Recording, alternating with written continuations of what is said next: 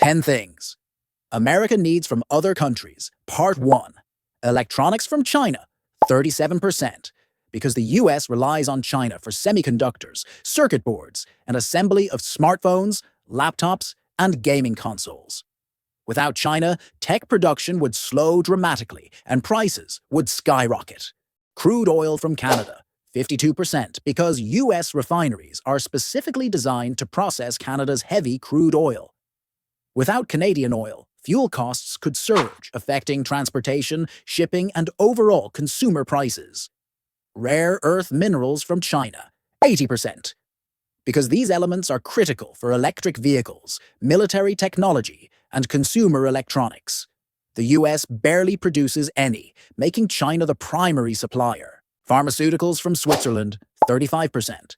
Because major life-saving drugs from cancer treatments to heart medications are produced in Swiss labs. Disruptions in supply could mean shortages and rising medical costs. Coffee beans from Brazil, 67%. Because the US consumes over 400 million cups of coffee per day, yet grows almost none of it. Without Brazilian imports, coffee prices would soar, impacting businesses and consumers alike. Wheat from Canada, 80%. Because a massive portion of bread, pasta, and baked goods in the US are made with Canadian wheat. A disruption would spike food prices and lead to shortages in major food industries. Shipping containers from China, 90%, because nearly all global trade depends on Chinese manufactured containers.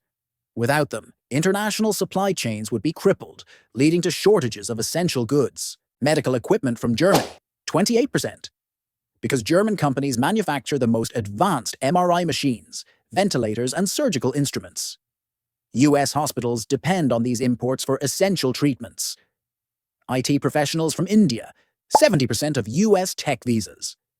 Because Silicon Valley runs on highly skilled Indian engineers and developers.